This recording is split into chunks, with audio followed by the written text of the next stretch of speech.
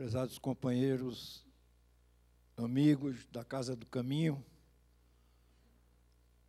boa tarde, com muita alegria, com muito entusiasmo, pela oportunidade de mais uma vez estarmos todos aqui nesta tarde, usufruindo deste encontro, ou reencontro para alguns. O nosso estudo prossegue do que já iniciamos ontem, mas com abordagens naturalmente correlatas, trazendo à nossa reflexão o estudo dos mecanismos nos processos de curas espirituais.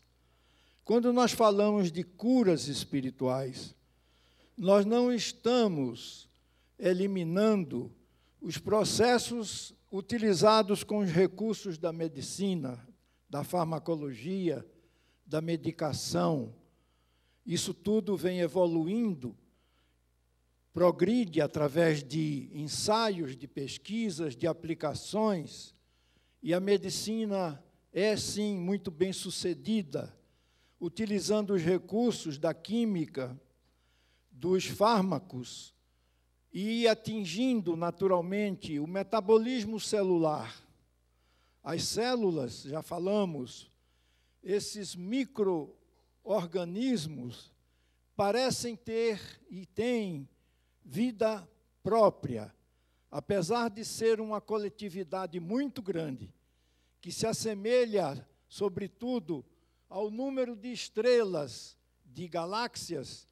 Nós estamos falando de 100 trilhões de células que constituem o nosso organismo físico.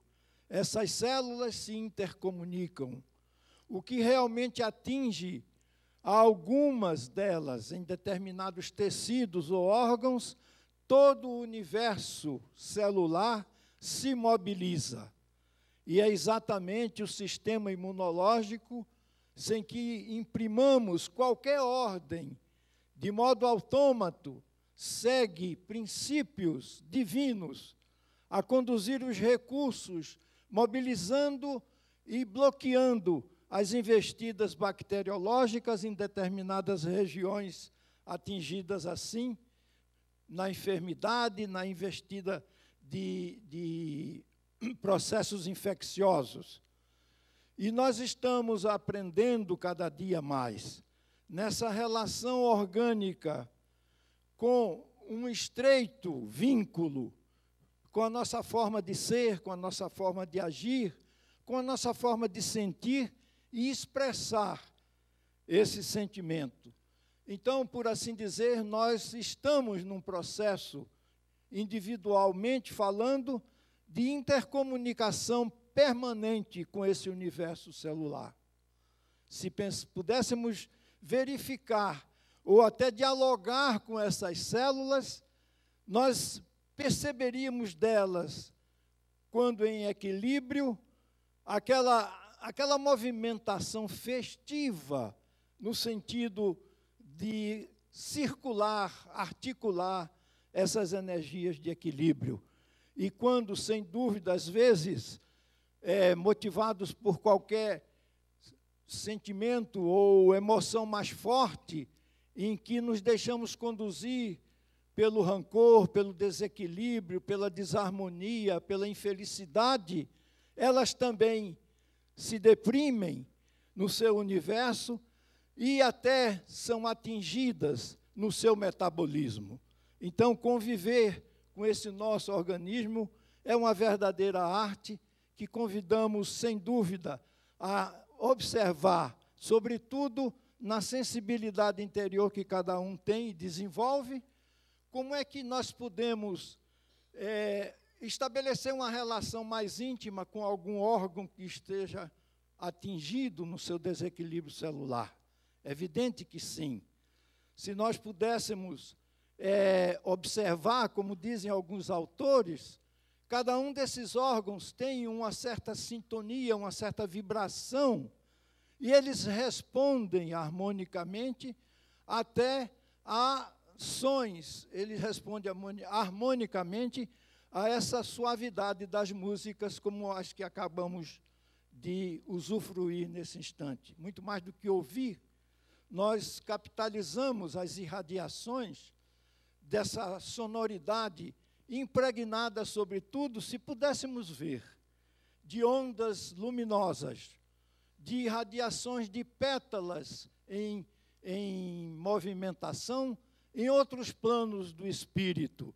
E esses sons, essas músicas, se concretizam como energias de sustentação a enriquecer o nosso espírito, através, como vimos, desse veículo intermediário, conhecido e denominado, conceituado por Kardec como o perispírito.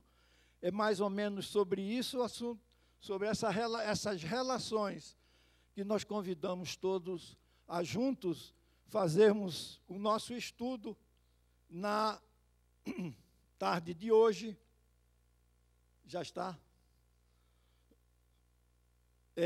No sentido de entender melhor esse processo que no nosso dia a dia está acontecendo conosco. É muito importante, portanto, sermos nós mesmos os agentes de propiciar a nossa autocura. O desequilíbrio, a desarmonia aparente, ela se reflete exatamente em outras roupagens, além da biológica. Então, a doutrina dos espíritos estuda em profundidade. E hoje, com a contribuição das obras de André Luiz, a medicina se debruça e vem, como recentemente, na Europa, um boletim científico indexado. O que quer dizer indexado, senão aceito como pela comunidade científica. Num dos boletins europeus, um artigo em profundidade coloca a obra de André Luiz em termos de avanço e visão conceitual, clínica, profunda, admitida sem polemização, sem discussão. Nós tivemos essa informação através da edição desse começo de mês de maio, da Folha Espírita, onde essa matéria é trazida em consideração. A aceitação, sem discussão, não quer dizer que a comunidade espírita, da comunidade científica, esteja fechando os olhos, naturalmente, a todo esse acervo que a ciência, a tecnologia e mais o desenvolvimento das ciências médicas tem atingido. Mas a contribuição de André Luiz, nos dias de hoje, recebe o beneplácito da comunidade científica. Então, nós estamos vendo, felizmente, que a medicina se aproxima, a medicina orgânica, ou organicista, se aproxima da medicina espiritual. E o que nós estamos aqui nesta casa, nesses dias de assistência espiritual, tem, sim, um lastro, uma fundamentação importante, inclusive no reconhecimento das comunidades científicas voltadas para a área médica.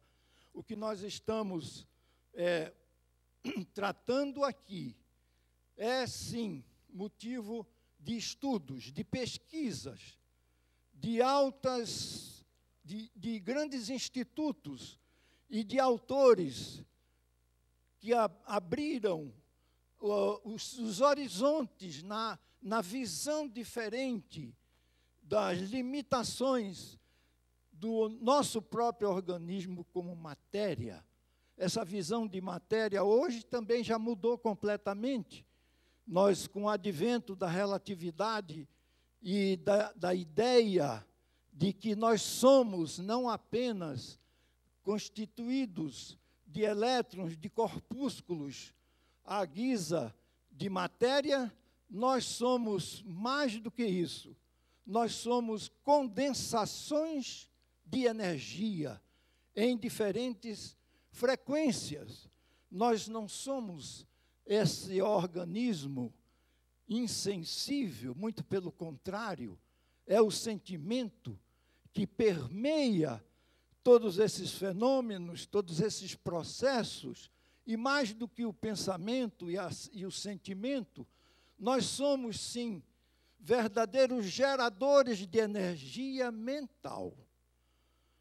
André Luiz estuda precisamente nesse livro simples, Mecanismos da Mediunidade, a matéria mental, tão consistente quanto a própria matéria física, palpável, ponderável.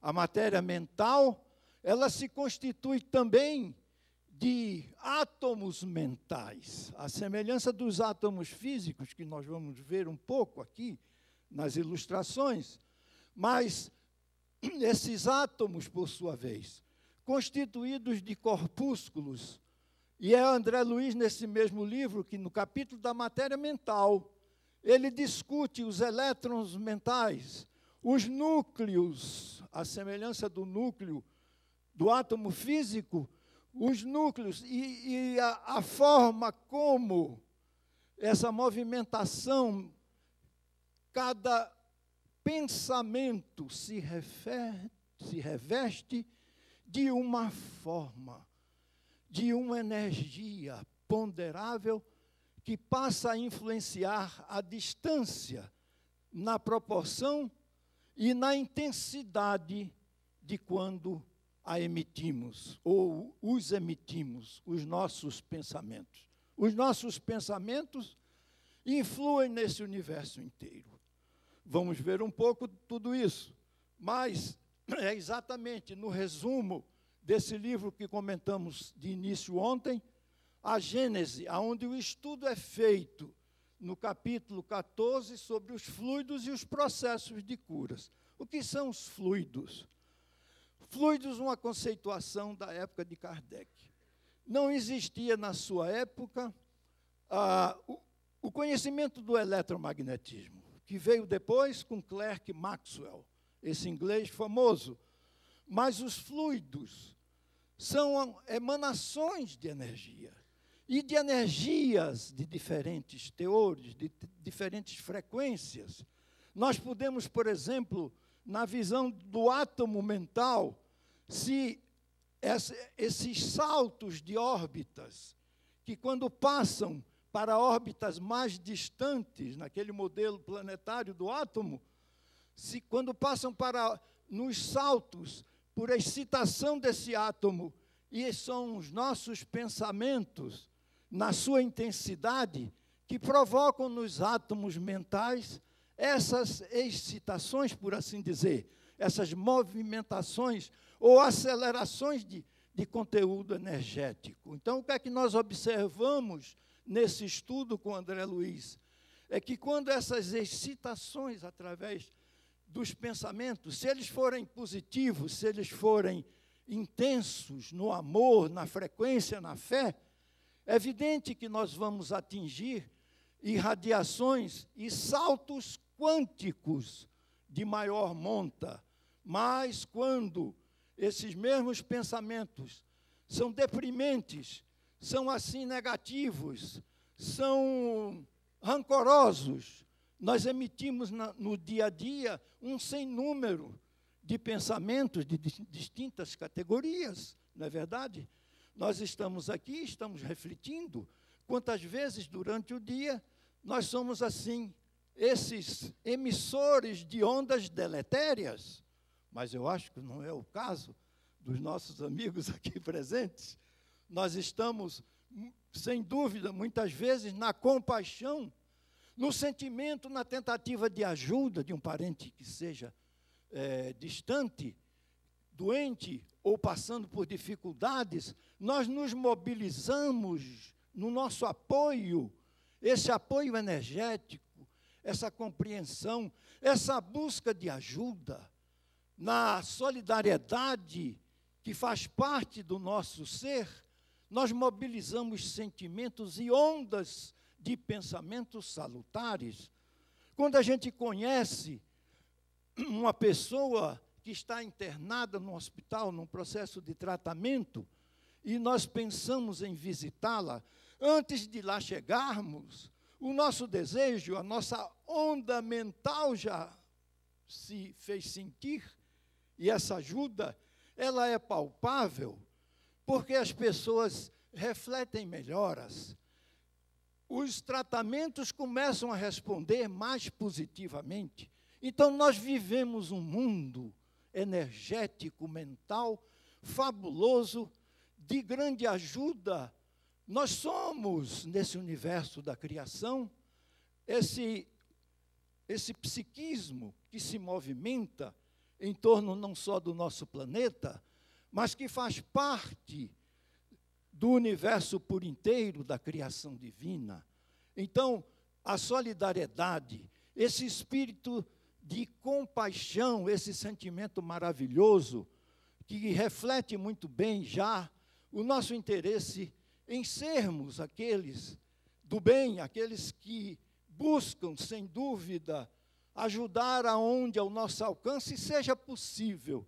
Oxalá pudéssemos ser assim, todos nós, homens de bem, homens que não se permitem alimentar qualquer sentimento de ódio, de rancor, de inveja, atingindo muitas vezes ondas, emitindo ondas exatamente que vão desequilibrar o psiquismo daquele nosso, a quem dirigimos os nossos sentimentos, as nossas emoções, na sua forma mais sensorial. Então, nós realmente ajudamos e integramos, mais do que integramos, nós interatuamos, nós refletimos, e somos refletidos por essas ondas mentais dos habitantes deste planeta, mas nós não somos apenas seres vivos humanos, nós somos seres vivos espirituais, e a coletividade espiritual, a população espiritual em torno do nosso planeta, é o próprio André Luiz, ou Emmanuel, no livro Roteiro, que nos diz que nós somos uma população em torno do nosso planeta, por volta de 20 bilhões de seres, aonde se aproximam a população de 7 bilhões de seres humanos vivos encarnados,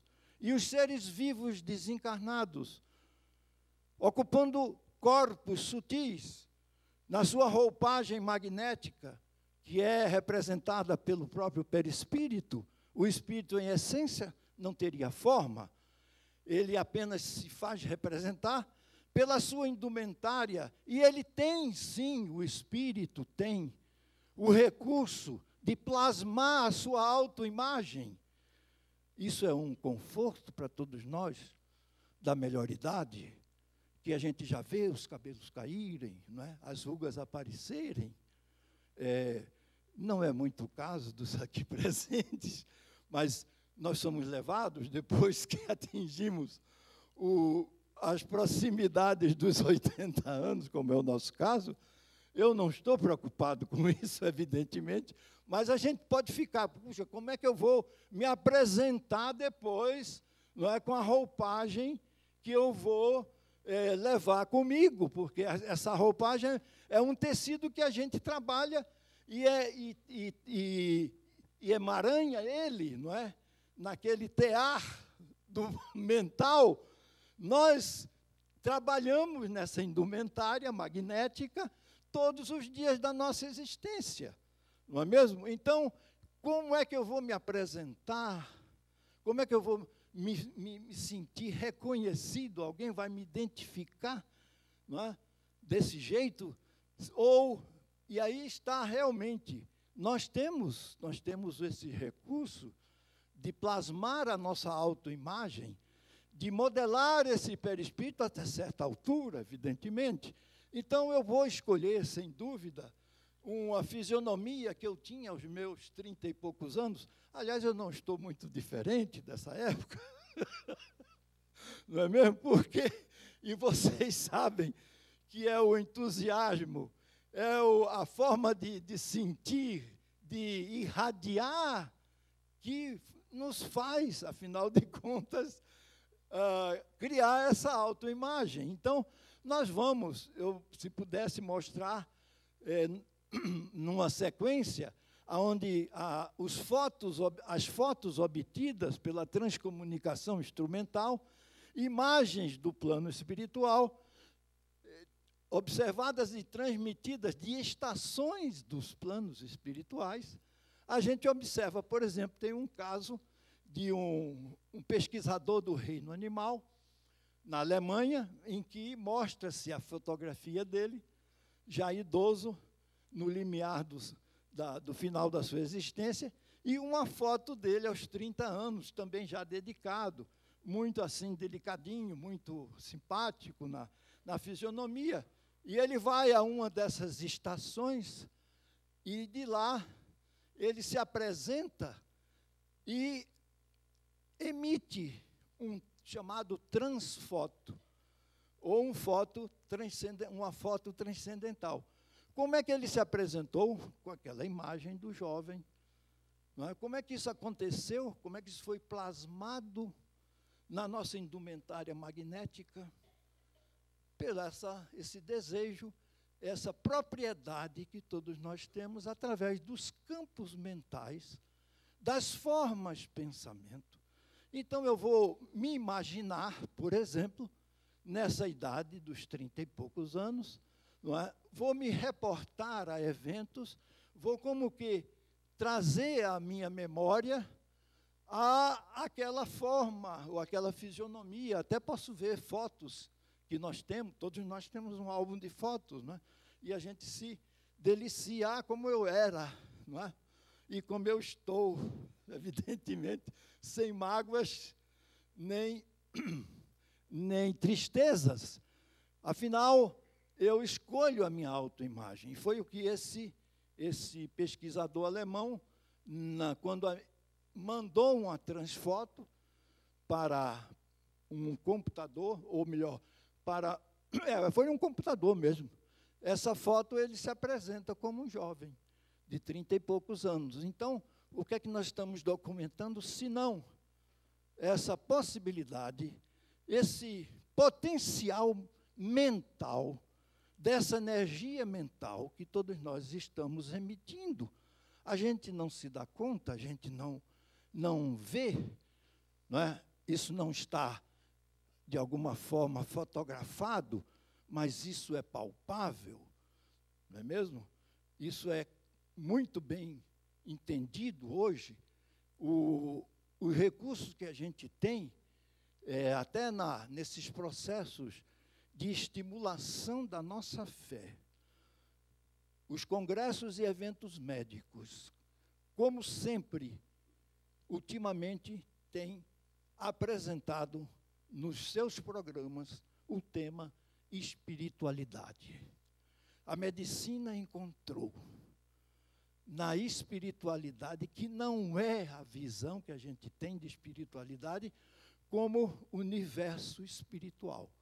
Não é? Região após a morte, espiritualidade, assim a gente entende, a espiritualidade, para onde todos nós integramos, convivemos sem saber, e para ela vamos em determinadas regiões, de acordo com a sintonia e o peso específico do nosso perispírito. Vocês estão vendo essas leis da física conduzidas para esse terreno sutil das energias mentais, dos corpos, ou melhor, da indumentária magnética. Nós temos peso específico, logicamente. Aqueles que estão mais vinculados ou dependentes, habituados, para não dizer condicionados, aos sentidos diretos, à alimentação mais abastada. Então, que a gente é muito dependente disso, a gente se condiciona. Então, quando a gente está muito vinculado a essas sensações ou a esses hábitos, não é mesmo? A gente tem no nosso corpo magnético, no nosso perispírito, um peso específico maior. O que quer isso dizer?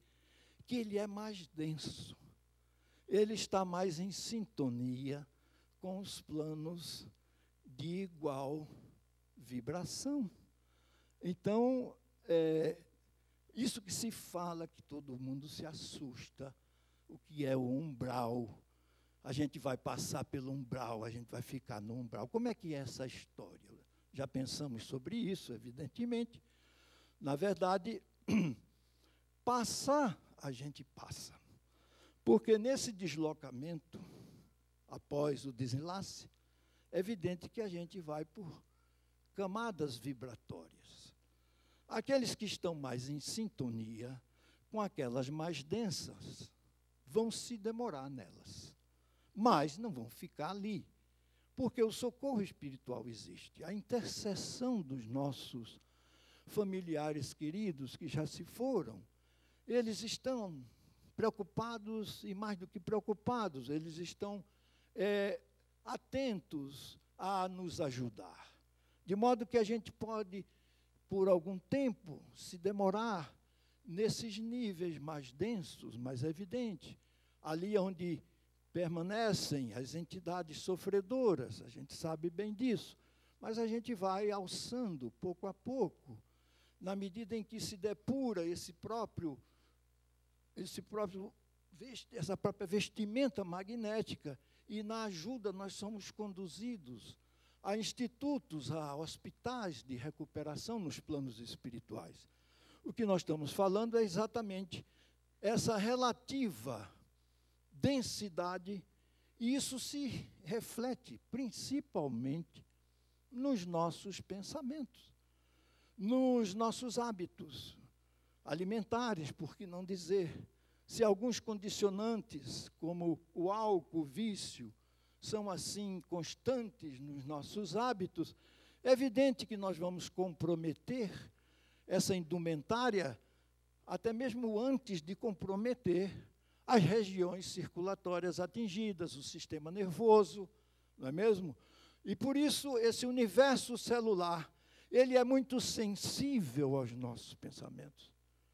Eles estão implicitamente, e é o que a gente estuda com Kardec, em que a cura, o equilíbrio se opera exatamente quando é realizada no influxo magnético das irradiações, seja no passe, seja na movimentação psíquica, no desejo, no pensamento, porque, na verdade, é essa, quando a doença, quando o desequilíbrio nos bate à porta, é um sinal importante de reflexão, e somos levados, sem dúvida, a sair do comodismo para observar o que é que nos está provocando aquele desequilíbrio. É natural, é o próprio instinto espiritual de autodefesa, de conservação de nós mesmos,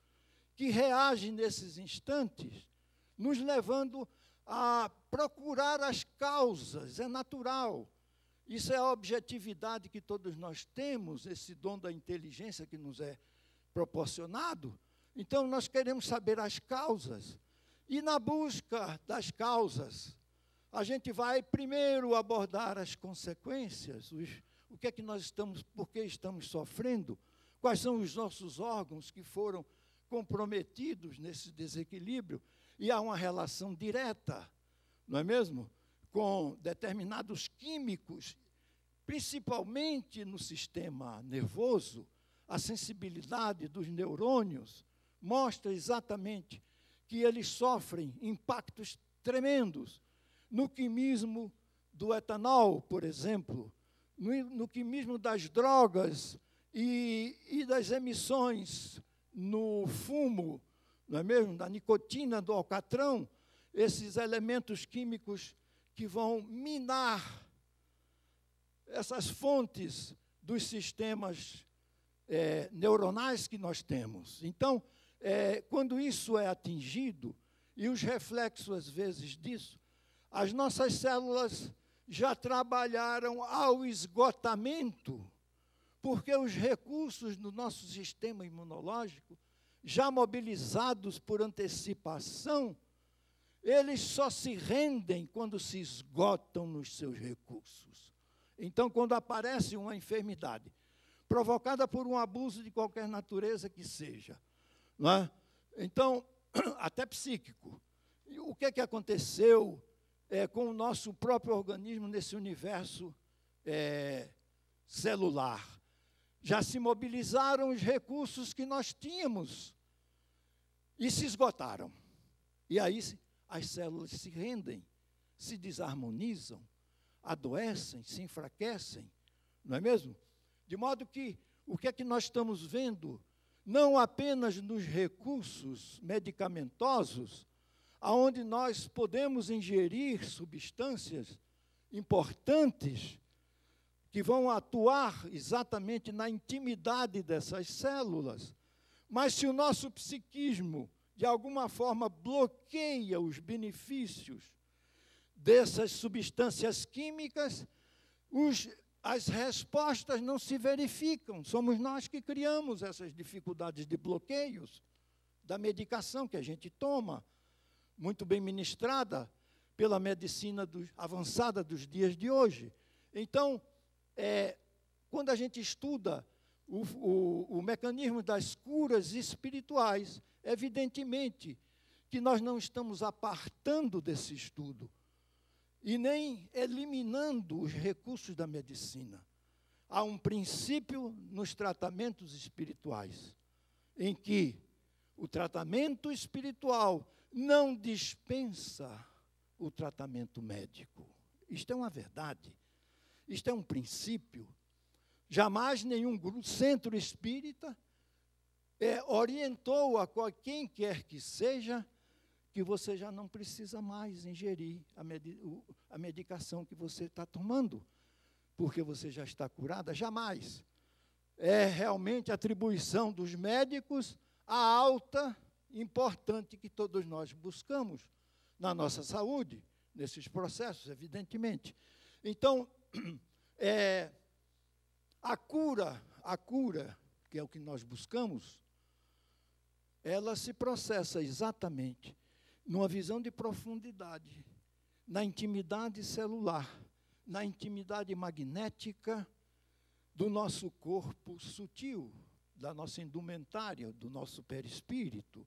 Quando, aí está, se realiza a substituição de uma molécula sã a uma molécula malsã, ou seja, uma molécula saudável, e nós vamos ver a importância. O que é uma molécula? O que é uma molécula dentro de um organismo, de um mini-organismo celular? É um composto químico, é um átomo. Ora, a célula é muitas vezes maior do que um átomo, não é mesmo? E do que um corpúsculo, como o elétron, que percorrem as órbitas externas, circulando pela atração do núcleo que exerce sobre esses elétrons em suas órbitas. Então, o que é que acontece é que uma molécula saudável, ela substitui uma molécula em desequilíbrio, uma molécula, assim dita no texto, malsã, não é?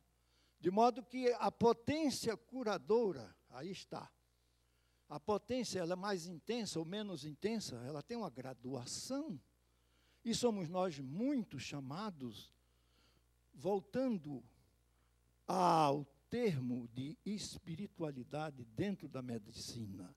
Espiritualidade dentro da medicina tem uma conotação diferente dessa que acabamos de tentar visualizar como sendo a erraticidade, o mundo espiritual que nos cerca.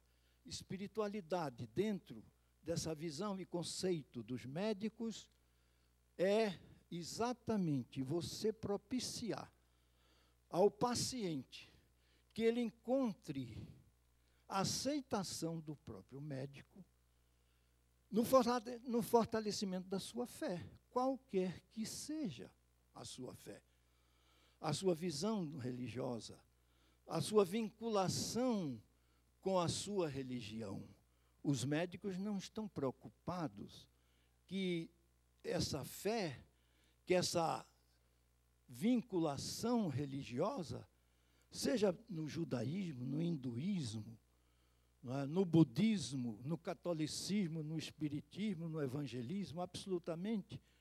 Cada um tem a sua forma, por que não dizer, a sua conotação específica com a religiosidade, a sua fé, aqueles que são seus santos de devoção. Isso tudo funciona muito numa área específica, espiritual, mental, mais uma vez, trazendo a consideração, a energia mental. A gente se conecta com essas forças de uma forma sutil, num envolvimento muito íntimo, particular a cada um. Então, os médicos não estão preocupados em que aquele paciente tem uma vinculação com o espiritismo, ou com o protestantismo, ou com o budismo, ou com o hinduísmo, ou com qualquer outra religião ou filosofia. O importante é que ele tenha e coloque realmente esses recursos interiorizados em cada um, nas suas tradições, nas suas origens culturais. Afinal de contas, nós somos esse complexo maravilhoso de criaturas em torno deste planeta, todas respeitáveis nas suas crenças, evidentemente. Então, a pergunta sintomática dos médicos é: você já buscou a sua fé como apoio ao seu tratamento? E então o paciente pode se surpreender, porque até bem pouco tempo isso não era assunto de gabinete médico, absolutamente. Isto era um tema tabu, não se podia falar dessas coisas, mas hoje não, porque pesquisas mostraram, como as de Harold Koenig, esse médico que tem trabalhado exatamente comparando grupos que desenvolveram nos mesmos prognósticos de tratamento, aqueles que desenvolveram essas potencialidades da fé e trabalharam com elas no desejo da autocura, e aquelas que não foram estimuladas nem motivadas a trabalhar com esses conteúdos religiosos. Quando estatisticamente comparados, os resultados desses grupos desenvolvidos no sentido do estímulo, de trazer a consideração, de buscar os recursos até mesmo no formalismo das suas religiões, os resultados são muito mais intensos e expressivos. Então, isso não foi assim gratuitamente, isso foi baseado, como todo pensamento científico, em resultados estatísticos. Então, a medicina hoje está aberta, muitas faculdades estão inserindo no seu currículo esse tema espiritualidade.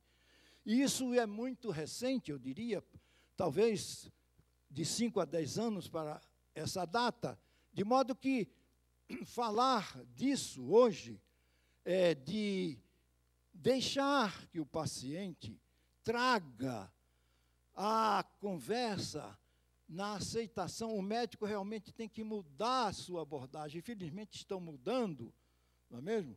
A sua abordagem.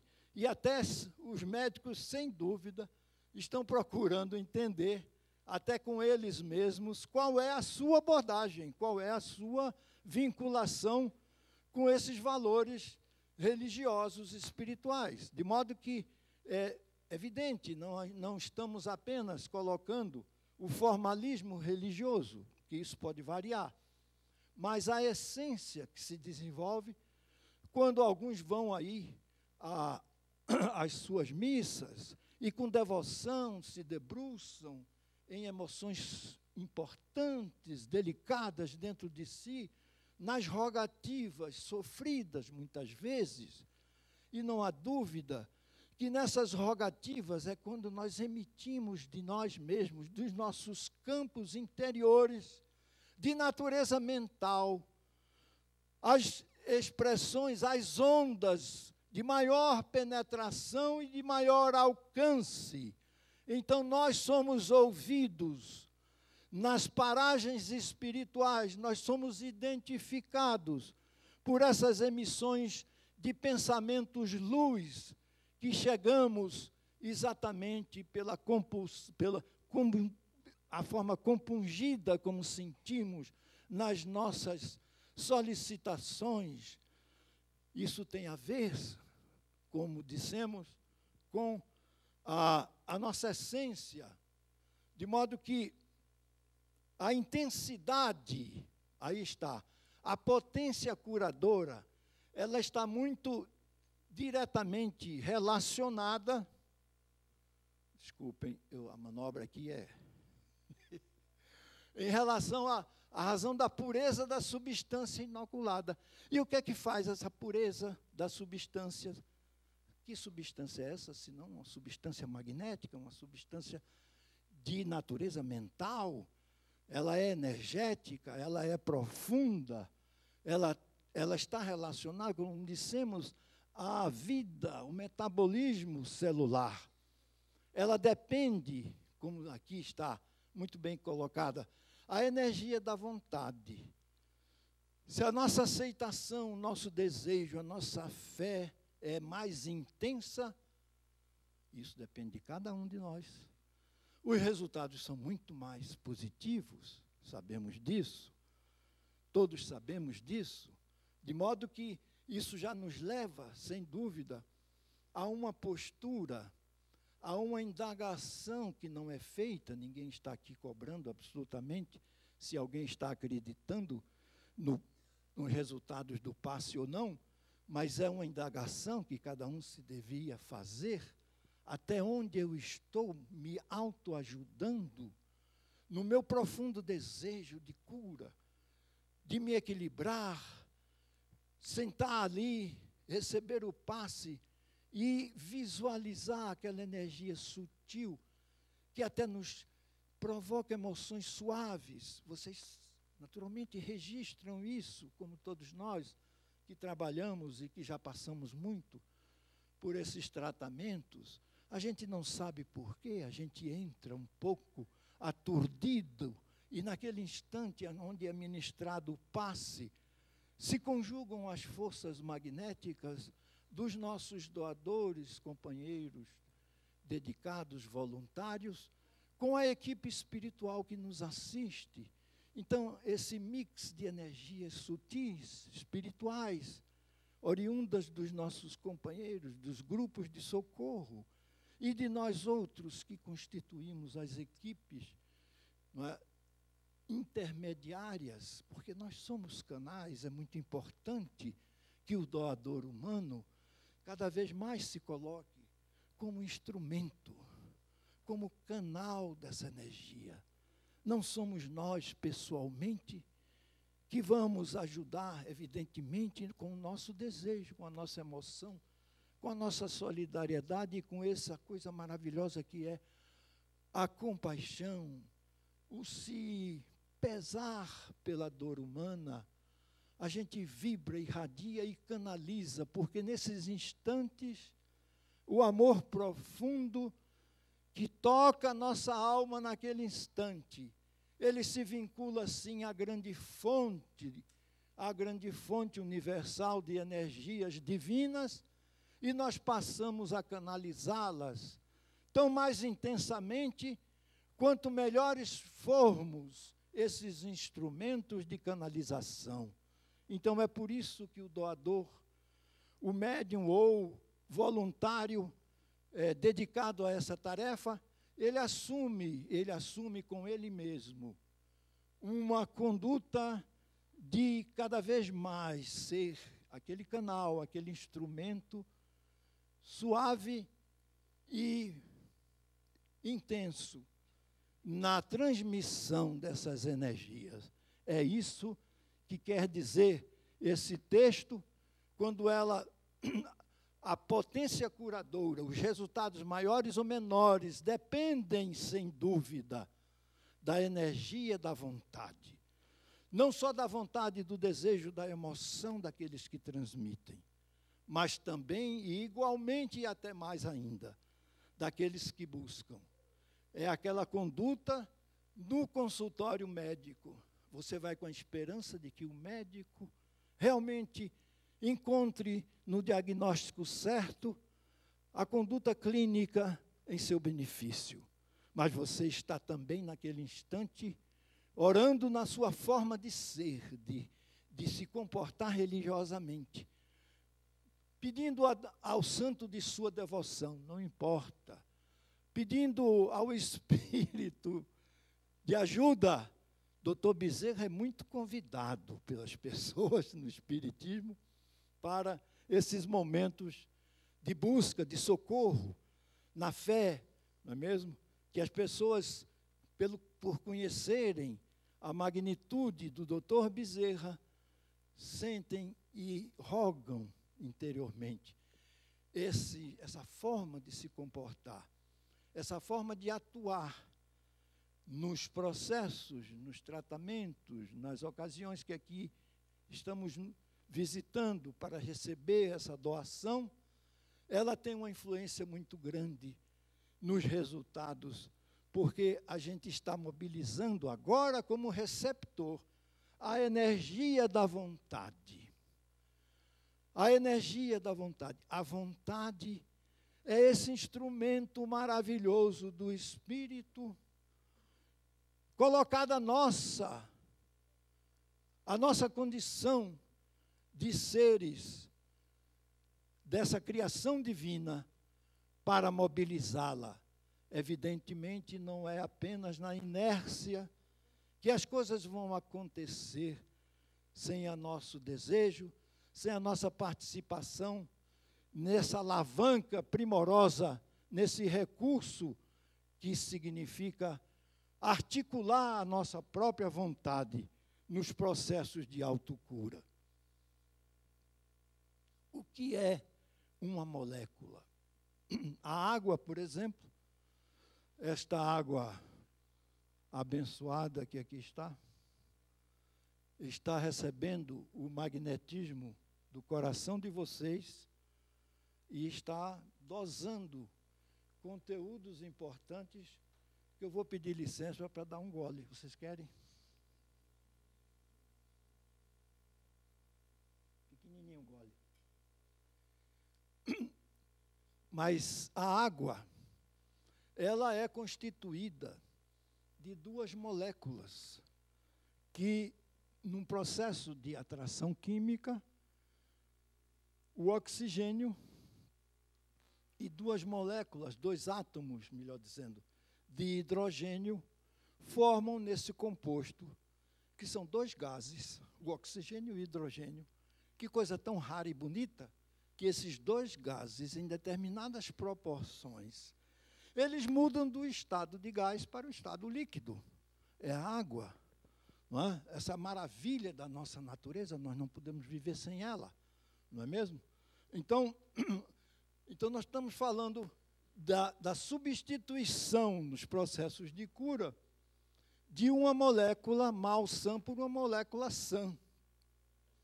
E quando a gente vai para cada uma dos 100 trilhões de células do nosso organismo, nós vamos observar que mais de 80%, ou quase aproximadamente 80% do nosso organismo é o quê?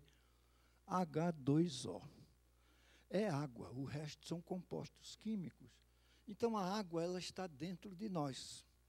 Ela veio desde as nossas origens no mundo unicelular, quando passávamos a sermos realmente pequenos corpúsculos orgânicos unicelulares e começamos a nos desenvolver através dos processos, não é, milenares de evolução. Então, esta água que aqui está, Emoto, um japonês, submeteu, mais um golezinho, vocês estão servidos?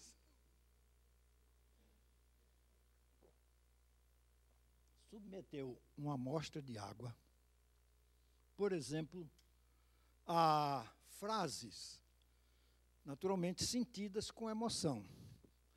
A palavra paz. Quando a gente emite a palavra paz, a gente tem que considerar que a palavra é uma força magnética.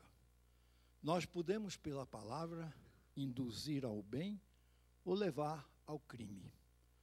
A palavra tem uma energia indutora importantíssima. É por isso que o mal, diz Emmanuel, não merece comentário em tempo algum. A maledicência em relação a alguém é crime. Vai ser um dia considerado crime hediondo. Quando a gente tiver registrado que essas palavras, em detrimento de alguém, induz enfermidades àquela pessoa. Então, é um crime.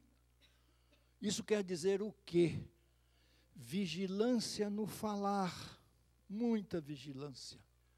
Porque quando a gente começa, diz o budismo, a apontar defeitos com o indicador a quem quer que seja, nós temos pelo menos 3 apontando para nós mesmos. Então, antes de falar alguma coisa, vamos refletir, pausar e ver se nós temos condições de criticar ou falar mal de alguém. A gente está sempre nos colocando como vitimados. Não é muito bem o caso dos que estão aqui presentes, evidentemente. Falo isso de outras partes, de modo que, mas a palavra paz, o sentimento amor pronunciado, não é só o som da palavra, é a energia que essa palavra emite no ser pronunciada, atingindo este líquido, levando, como fez Emoto, a várias amostras, tirando uma parcela, pequena que seja, levando a ser congelada, e depois fotografando, o que é que ele registrou? Esses cristais lindos, maravilhosos. Essa água, aqui no nosso ambiente, eu não tenho dúvidas, que está impregnada desses cristais lindos que eu estou tomando, e vocês estão morrendo de inveja por causa disso. Mas a água que vocês trazem, naturalmente naquelas garrafinhas, no momento da assistência espiritual, esse magnetismo se impregna nelas e nós vamos levando, sim, um conteúdo medicamentoso para nas doses diárias tomarmos em casa. Isso funciona, isso está registrado, está comprovado, mas se essa água agora é submetida, que seja a uma música estrondosa, a um rock pauleira, que nós não temos nada contra, né? Principalmente os jovens que estão aqui, mas que refletem sons muito fortes e desarmoniosos, afinal de contas. Não é? Essa água, quando congelada na sua amostra, levada ao microscópio, ela se mostra como um aspecto lodoso, na forma de uma lama de cores escuras. Ora, isso mostra claramente que nós estamos, mais uma vez, na forma como convivemos com os nossos próprios pensamentos, na nossa vida diária.